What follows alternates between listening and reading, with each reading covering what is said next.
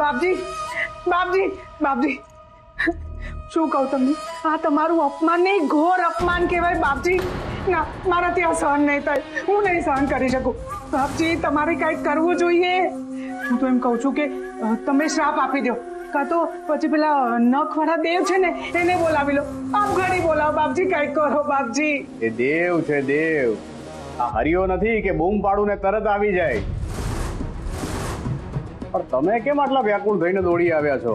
બાપજી શું કહું તમને, તમારી ઈચ્છા વિરુદ્ધ જઈને પેલી ગંગા અને કહળ પેલા રથ પિત્યાને ઘરમાં લઈ ગયા છે બાપજી. હવે શું થશે, શું થશે હવે? અરે મેં તો બીજા ગામના લોકો પાસેથી એવું સાંભળ્યું છે કે પેલો રથ પિત્યો એટલો શ્રાપિત છે કે જે ગામમાં જાય ને એ ગામ આખું ત્રાહિમામ પોકારે છે. એટલે જ કહું છું બાપજી કાંઈક કરો.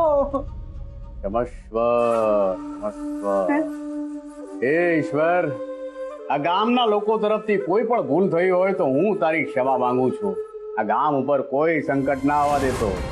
આ કહળ સમજી ને ગંગાબા એ બહુ પરગજુ જીવ છે, કોઈનું દુઃખ જોઈ શકતા નથી.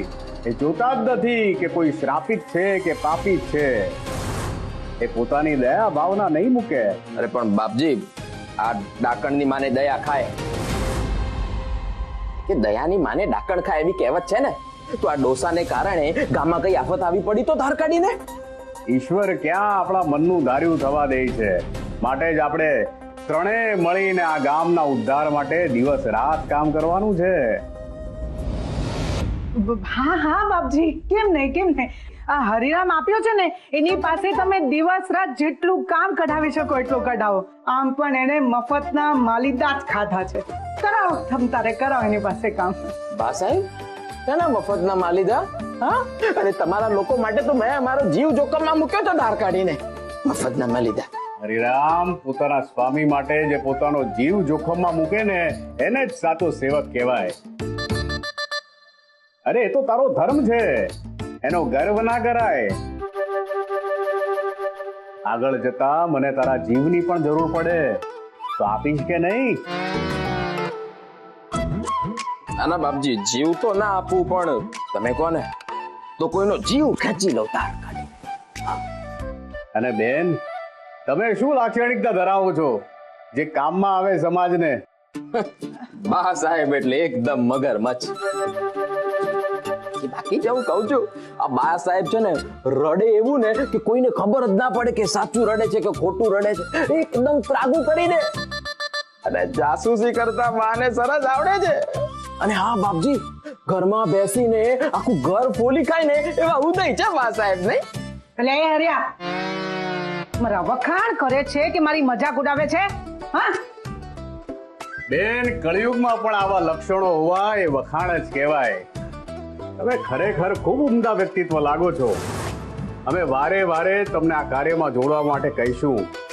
મદદ કરશો ને? બાપજી, એવો શું વિશેષ લાભ મળશે અમે આ કાર્યમાં જોડાઈએ તો? હે, આ ગામમાં તમારી કીર્તિ ઓછી થઈ છે. જો તમે આગળ વધીને લોક સેવા કરશો ને તો આખા ગામમાં ફરીથી આપની ખ્યાતિ ફેલાશે. અને પછી શું? આ બા સાહેબ ફરીથી આ ગામનું સંચાલન કરશે? હું બા સાહેબનો ખાસ સલાહકાર અને સેનાપતિ ધાર કાઢીને. બસ બસ બસ, હજી સંકટ ઓછું થયું નથી.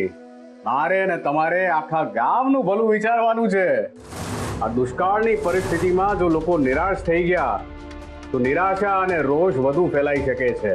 માટે જ આ અણધારી આફત સામે લડવા માટે આપણે એક ઇન્દ્ર મહોત્સવનું આયોજન કરીશું. આવા બધા જ ગામના લોકો પૂજા અર્ચના કરવા માટે જોડાશે અને આપણે બધાને મહાભોજ જમાડીશું. બાપજી, આખા ગામને મહાભોજ? એટલા પૈસા ક્યાંથી લાવશો બાપજી? અરે તમે તો બા સાહેબ છો, તમારા પાસે તો ખજાના છે. ના ના ના બાપજી, અરે હું તો ખૂબ ગરીબડી ગાય છું અને એમાં પણ આ હરિયો મારી માથે પડ્યો છે, એનો પેટ નહીં ભરવાનું બાપજી. ભલે ભલે, તમે માત્ર એટલી મદદ કરજો. તમારે ગામે ગામ જઈને લોકોમાં ઉત્સાહ ભરવાનો છે, બધાને એકઠા કરવાના છે. પણ બાપજી, પૈસા અને દાનનું શું કરશું?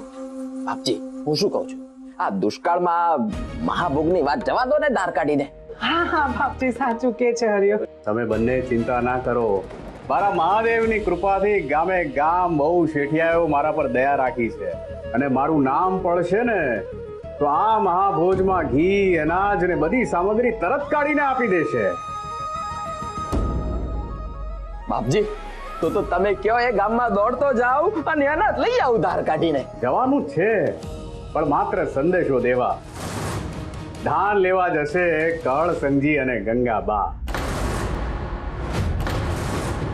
બાપજી આવું કેમ બોલ્યા તમે? કારણ કે આખા મહાભોજનો શ્રેય કળ સંજી અને ગંગાબાને જ મળવો જોઈએ. જાઓ જાઓ અબ ઘડી જઈને આ કામ શરૂ કરો. હર હર મહાદેવ. હર હર મહાદેવ. હા બાપજી, હા લરિયા.